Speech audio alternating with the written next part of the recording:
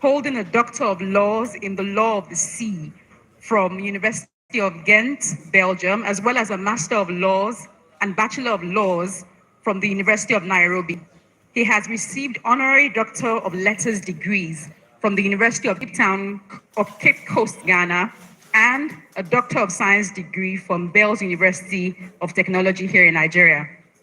With a rich background in human rights, humanitarian law, and international humanitarian law, Professor Lumumba has served as an advocate in the High Courts of Kenya and Tanganyika and is a certified mediator. His influence extends beyond the legal realm. Welcome, Professor Lumumba. Thank you. Thank you very much. Thank you. You may resume your seats. I'm a great opponent of lengthy introductions. Let me start by thanking the pastor and his wife, and also appreciating those who have spoken before me and those who are present to listen to our presentations.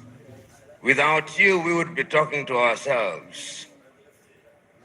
There is a sense in which much has been said. If it is the history of the continent, slavery that has been mentioned, that has been spoken to, if it is neo-colonization that has been spoken to, if it is in describing the continent of Africa as having been divided so very arbitrarily in Berlin in 1884 and 1885, that has been spoken to. And we have been told so very correctly how that continues to bedevil the continent of Africa and to undermine our attempts at unity. Those of you who are students of history will remember that in 1963 in Addis Ababa, Ethiopia, and in 1964 in Cairo, Egypt, the debate was, should we redraw the boundaries? It was agreed by the founding fathers then that that would be an exercise in fueling conflict, and that if we were moving towards unity, then redrawing boundaries was unnecessary. The OAU was, of course, founded in 1963, a weak organization which, as it were, introduced the concept of inviolability of boundaries and placed emphasis on sovereignty. We have been told that that could very well be the reason why Africa's growth has been stunted. There are those, and the SMO has told us so very effectively, that upon consultation with the gods, he has been told very useful things, and the gods are right in the revelation that they have made. The gods are right in saying that we have suffered in many ways and continue to do so, and that therefore the post-independence African country or countries are bedeviled by many things. That could be it. It has also been said that part of the reason why we have not realized our potential is because we make the wrong choices. And that could very well be true. And my brother who spoke about choices so very well told us that it all rests on the choices that you make.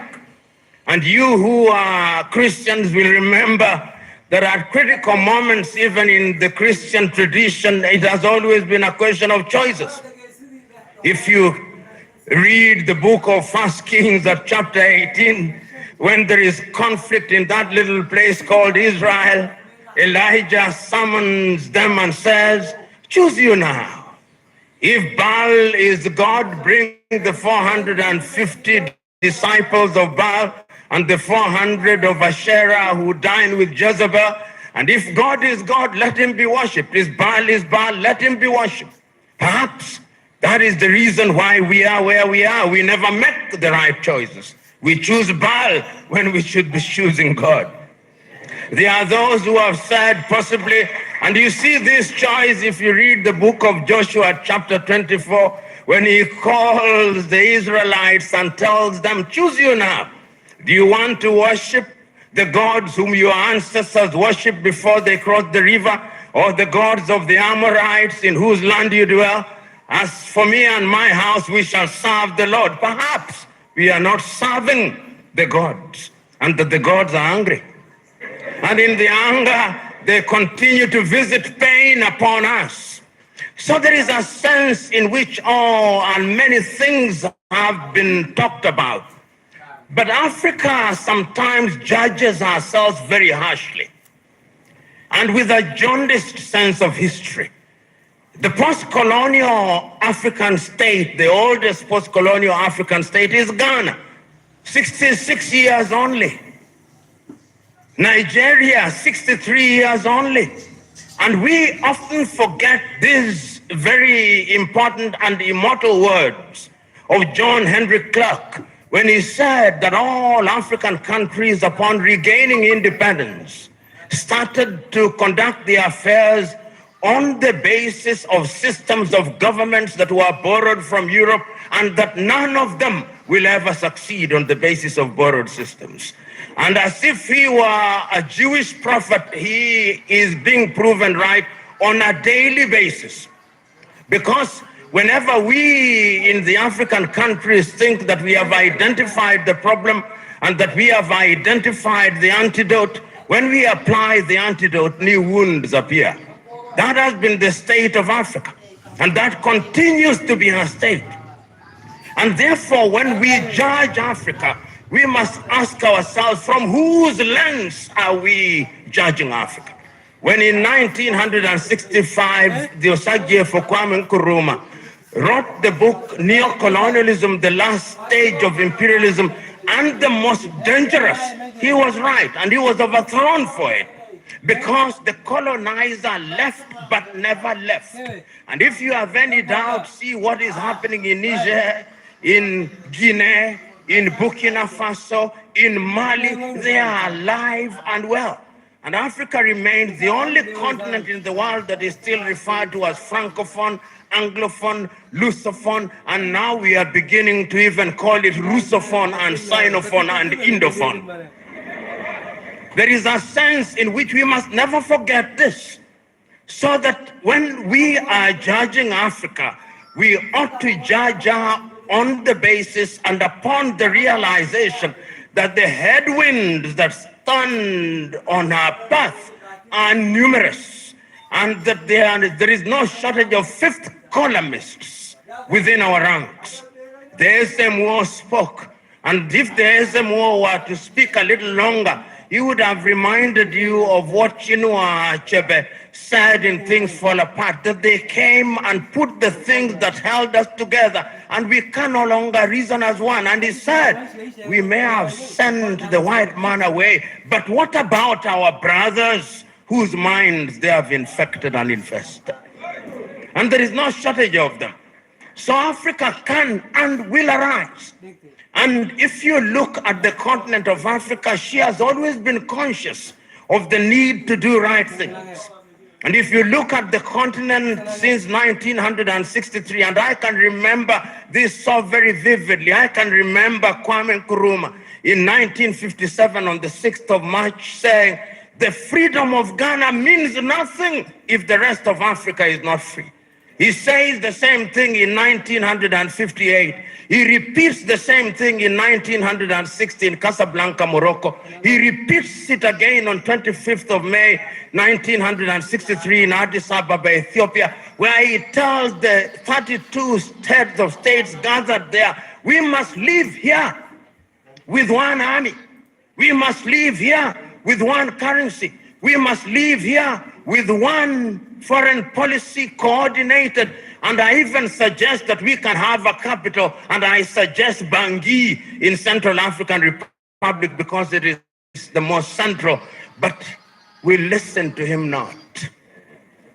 After that, of course, we have had our gains.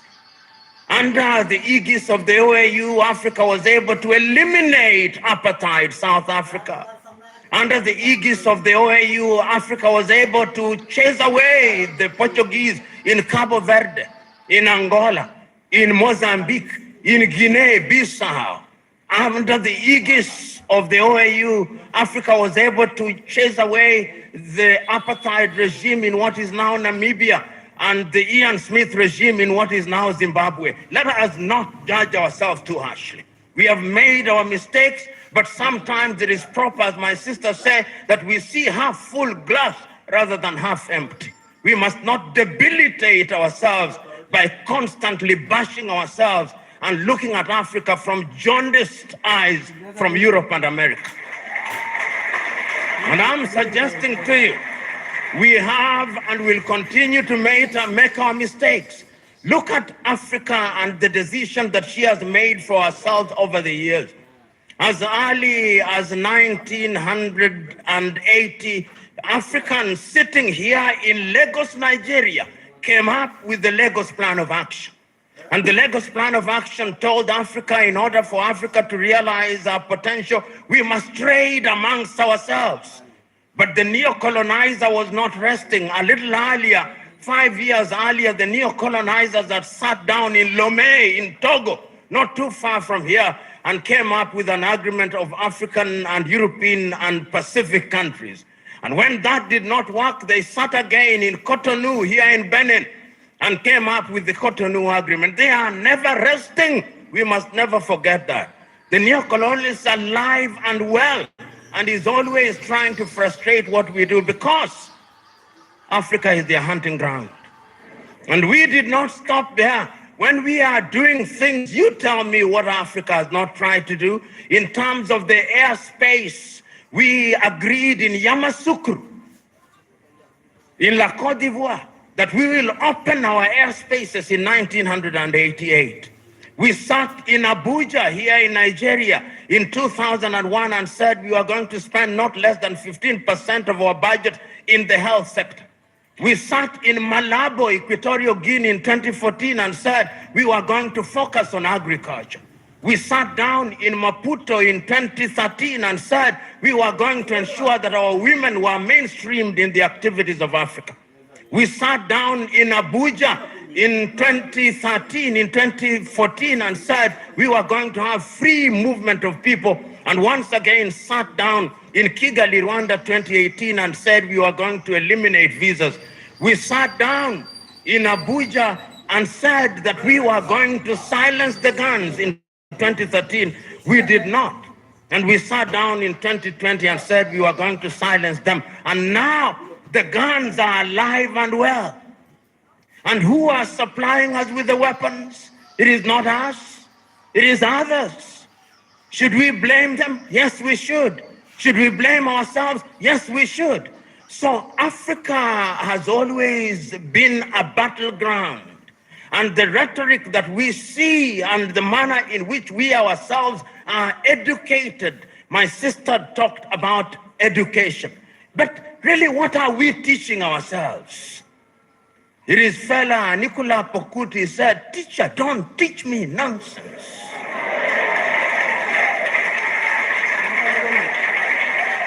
And I'm suggesting to us that most of us, including most of us who are here, we are so very thoroughly miseducated that what we must do is to unlearn the burden that we have in our mind. Those of us who are lawyers, when do we feel happiest? when we cite an English authority to determine a land case in Abeokuta. When we talk about the reasonable man, we don't talk about the reasonable man in a keke, in a papa. We talk about the reasonable man being the man in the Clapham omnibus in London, England. That is how miseducated we are. And until we are re-educated, we who are present here are part of the danger to Africa. Because even in our unguarded moments, I went several years ago to the university at Harvard and talking to students, and one of them said that Harvard was the best school in law, in teaching of law. I said, whose law? Nigerian law? Ugandan law? Zimbabwean law? They can only be best in teaching their law, not ours. And I've seen we who are in this space of education, somebody spends 6 years at Unilag, and when they go to Harvard or Stanford for 3 weeks for a short course where they spend most of the time taking tea, he comes back and says, an alumni of Harvard.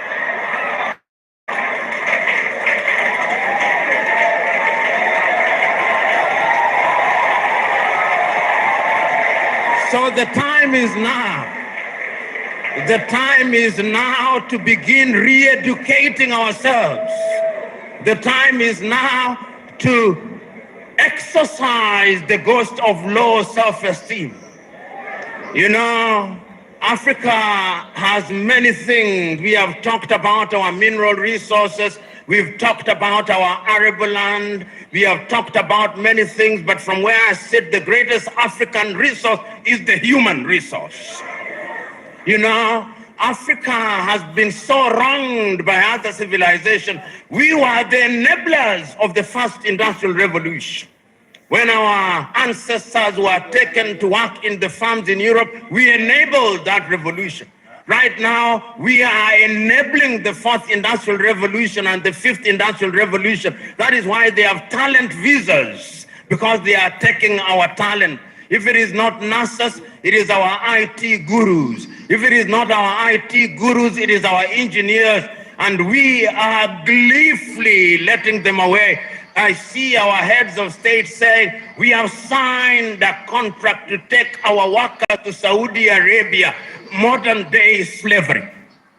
And you know, just this morning, my wife sent me a proverb from Turkey that when you elect a clown and you think that he will be a king, what he does is to convert the kingdom into a circus. And I am suggesting to us that that is part of the African problem, because it starts with political hygiene. Most of Africa is suffering because we do not have democracies. We have kakistocracies. And kakistocracies are governments by our very worst. This is what we must deal with, and this is what we must say. Who do we elect into our public offices? Because, as I've said before, when you allow hyenas to take care of goats, why should you be surprised when the goats are eaten? This is the same. And Africa is only going to realize our potential in all areas when, by dint of choice, we enable and allow our best men and women to serve in different areas. I've heard it being said about Lee Kuan Yew in Singapore. I've heard it being suggested about Mahathir Mohamad in Malaysia. I've heard it being said about Japan. I've heard it being said about other countries. But there was a conscious decision on the part of those individuals and the followership. We always talk about leaders, but we never talk about the followers. The followers must also style up. Africans on average are for some reason attracted to thieves. Africans are for some reason attracted to men and women who cannot serve her. And when they are not served, then they complain. When Africans are told, choose you now whom we shall release, Jesus of Nazareth or Barabbas, they say, release Barabbas. And when Barabbas behaves like Barabbas, they say, why are you not behaving like Christ? It cannot be done. And this is what we must do. And I am submitting to us that it can be done and it should be done. I know a number of African countries, and I travel this continent sufficiently to know that there are African countries that are doing well. They are trying. There is no nation without trials and tribulation. We are fond of talking about the United States of America as an exemplar of that which is good and bad. When they said in 1776 that they held certain truths to be self-evident, that all men were born equal, that they were endowed by their Creator with certain unalienable right, that among those who are life, liberty, and the pursuit of happiness, were blacks included? No, they were not. Did they not fight a civil war? Yes, they did. Are they not frustrating people until 1963? Did George Floyd, was he not killed only recently? There is not a single nation without trials and tribulation. And we must therefore remind ourselves that we have the wherewithal to catapult Africa into a different orbit. And Nyerere of Tanzania once said, we must also define what development means.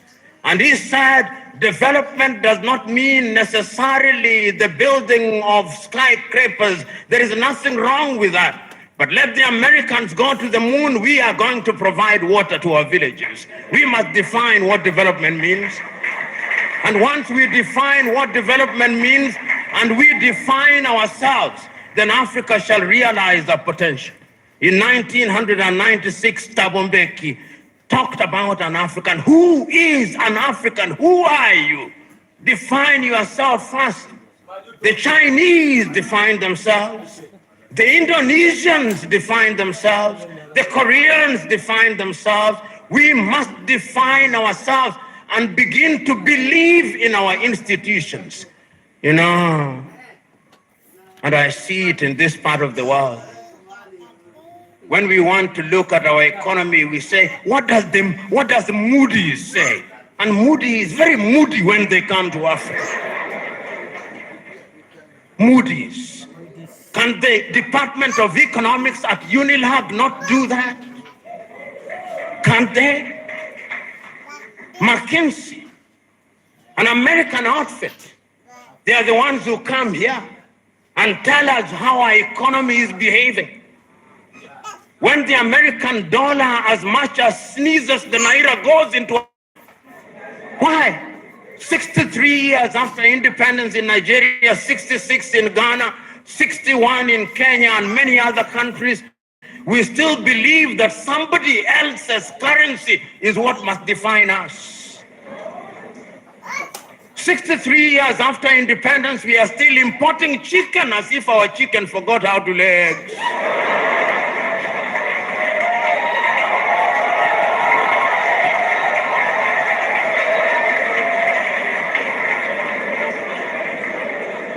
The time is now for Africa to ask fundamental questions. Because if you ask the wrong questions, you'll get the wrong answers. And I'm suggesting to us that Africa is already asking those questions. You know, in the year 2013, African heads of states and government sat in Addis Ababa, Ethiopia, in this muck and mire. Africa must know progress. My sister spoke passionately. What we don't say is that during that week, Nkosazana and Dlamini Zuma wrote an apology letter to Kwame Nkrumah, telling Kwame, we apologize. What we are doing now, you saw in 1963. A house divided against itself cannot stand.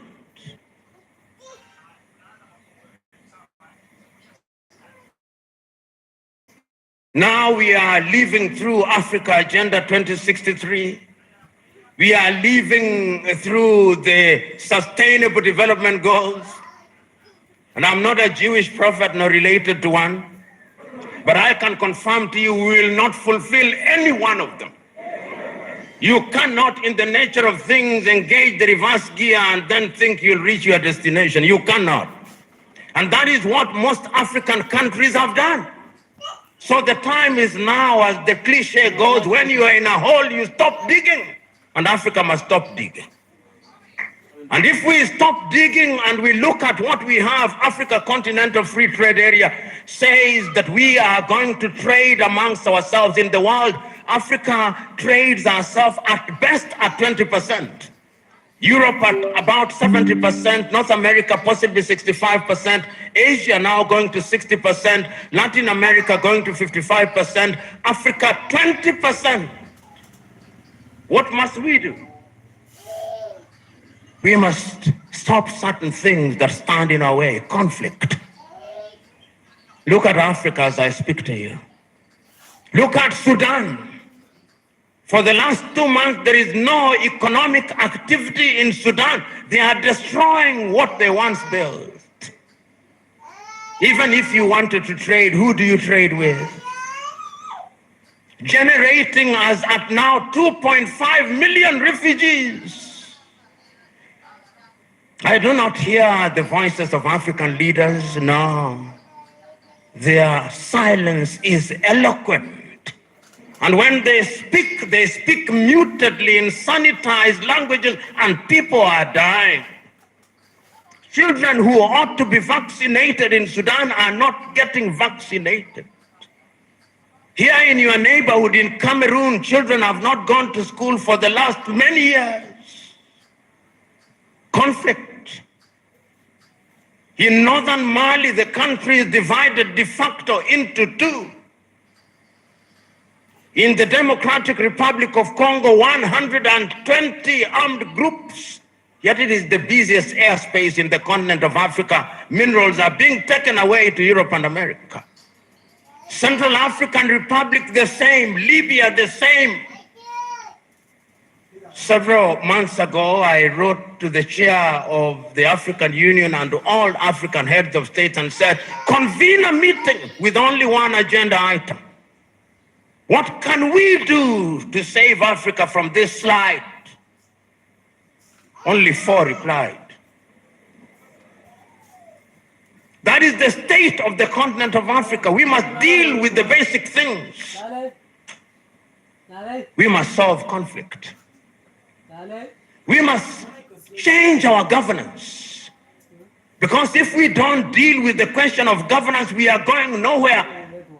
Africa has become a continent where after every election there is conflict. Because the pursuit of power is a cutthroat competition where throats are actually cut. And when the SMO was here and he consulted the oracles, he discovered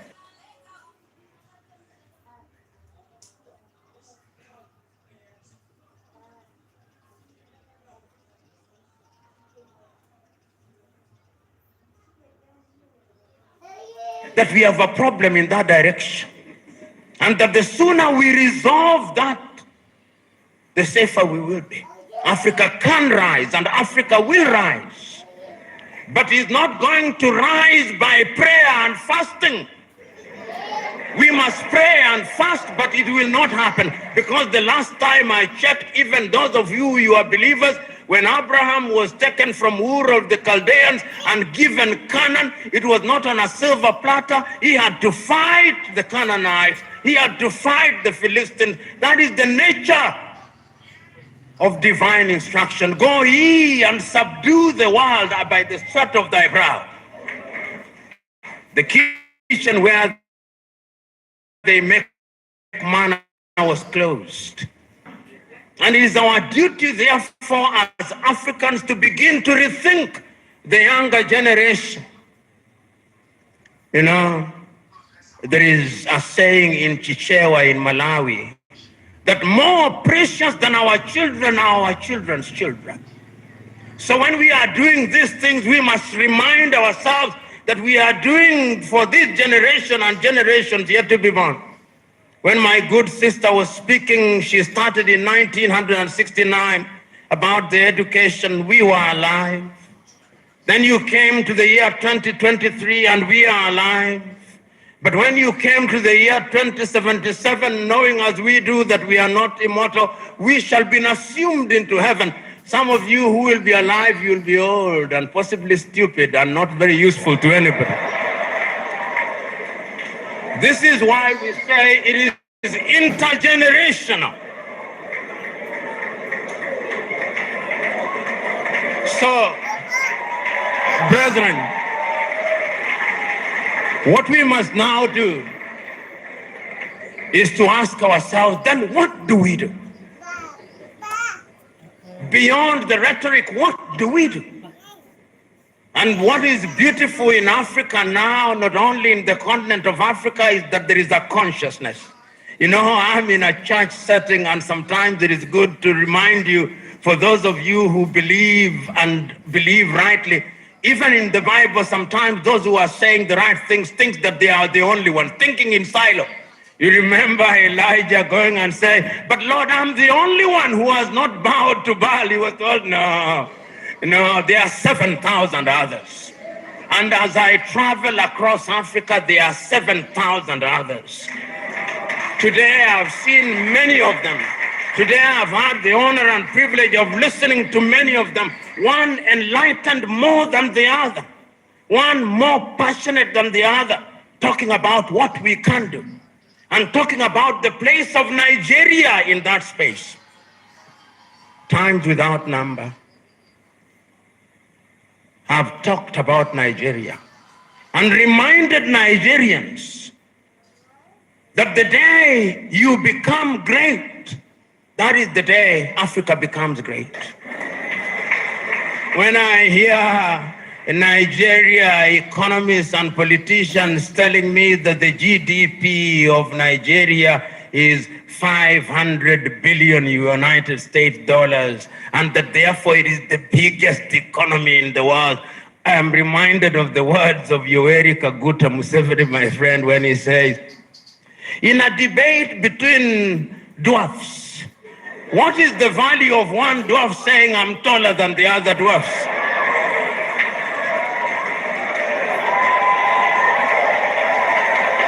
You are still a dwarf. This Nigeria is capable in 5 years of becoming a 3 trillion GDP economy. The fundamentals are there. Talk of human resource. And I think it is my sister, you go to anywhere in the world, tell me, engineering, artificial intelligence, space, Nigerians. The saying goes, if you go to any part of the world and you do not find a Nigerian, run away from there. Because there is nothing to be done there. It is these Nigerians who will move the country. I keep on reminding my Nigerian friends, you say you are 220 million. No, you are not. I suspect you are 300 million. And if my suspicion is correct, you owe this region and this continent the talent. You know, when people talk about instability in Nigeria, I ask them, can you handle refugees from Nigeria? Can you? You cannot. They'll overwhelm the entire West Africa. So it is in African genuine desire that Nigeria remains great and becomes great. All the ingredients are there. Writing in 1983, Chinua Achebe, in his book, The Trouble with Nigeria, said that it is simply and squarely a problem of leadership. That is an African problem. And I also want to say it is also a problem of followership. Before the Ezemwe started speaking, he talked about what is expected of him in the village. When you are appointed into a public office in Africa, they actually expect you to be a thief. And if you don't steal, they say you are not wise. So in the minds of many people in Africa, Abuja and Lagos are hunting grounds where they send their sons and daughters to steal, to take antelopes, which they share in the village. That thinking must change, because service for humanity is what we must look at. And I have no doubt in my mind that Africa can do it. When I look at Africa and I look at Nigeria, I see an Africa that is capable of rising because our sons and daughters now present in the continent and even in the diaspora. You go and see the Africans in the diaspora, whether they are in Antigua and Barbuda, and my good friend here, the ambassador of Antigua and Barbuda, Wallace Williams, Trinidad and Tobago, will agree with me in that regard. You go to St. Vincent's and Grenadines, you go to Jamaica, everybody now wants to come and invest in Africa. But we must make the circumstances right. So we must improve our politics. We must make our law enabling. We must improve our agriculture. We must improve our health. We must improve our education system. We must improve the quality of the environment so that we stop our young men and women dying in the Mediterranean Sea, dying off the coast of Dhaka, going into modern day slavery in Saudi Arabia, in that part of the world. It can be done. We have seen it done during our lifetime. We have seen South Korea do it. We have seen China do it. We are seeing India do it. We can see Indonesia doing it. We have seen Vietnam after the war doing it. And within the continent of Africa, there are other examples. We have seen Rwanda rise like a phoenix during our lifetime. We have seen Botswana do it. We have seen Cabo Verde do it. We have seen Mauritius doing it. It can be done. And if we agree that it can be done, what we must now do is to take a solemn vow. And that solemn vow must come from these words spoken by Julius Kambarage Nyerere on the 6th day of March 1997 in Accra, Ghana, when he was called upon to be the guest on the 40th anniversary of Ghana's independence. This is what he said, and I say this, then I shut up and sit down. Mwalimu said, when Kwame Nkrumah told us in 1963 that we ought to unite, we agreed with him. And we did not for one moment believe that unity in and of itself will solve our problems. What we believe that unity will make our voices as Africans to be respected, because the rest of the world is not bothered about our Ghanaianness or our Tanzanianness. He did not say this, but I'm adding, but our Nigerianness or Ugandanness. The rest of the world only knows about Africa. The time is now. Our generation fought the colonialists and brought what we thought was independence, but they gave us the crown without the jewels. But of all the sins that we have committed, there is a single sin that we must never commit: the sin of giving up, the sin of despair. And each one of us must remember that we have a role to play. We have a role to play because if the ocean is to exist, the droplets must be good. If the forest is to exist, the trees must be good. Play your part and let the results be the testimony of your efforts. God bless you.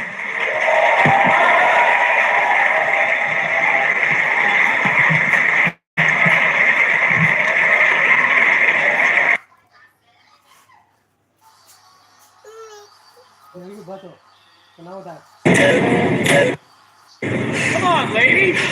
Not today. Not today. Step through. I'll swipe.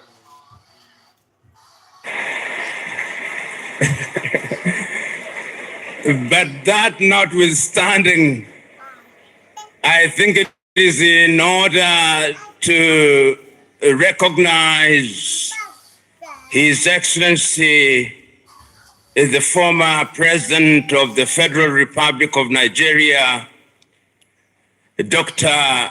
Goodluck Jonathan, who has occasioned this event to happen. Your Excellency, I salute you, as I do salute your wife, Madam Patience. Permit me also to recognize the former President of Sierra Leone, His Excellency Dr. Ernest Koroma, as I also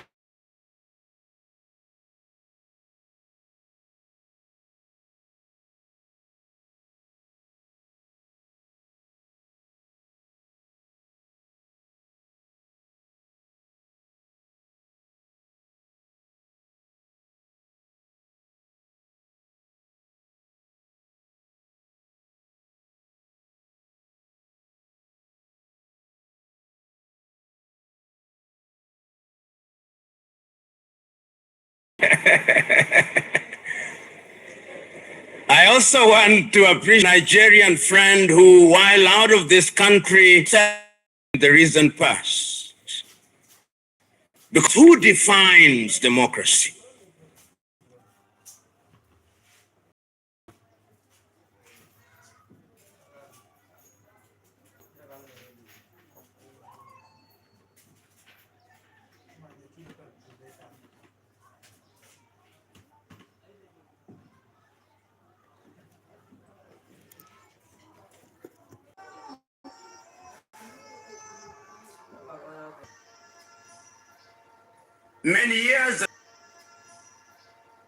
Many years ago, a great African American joined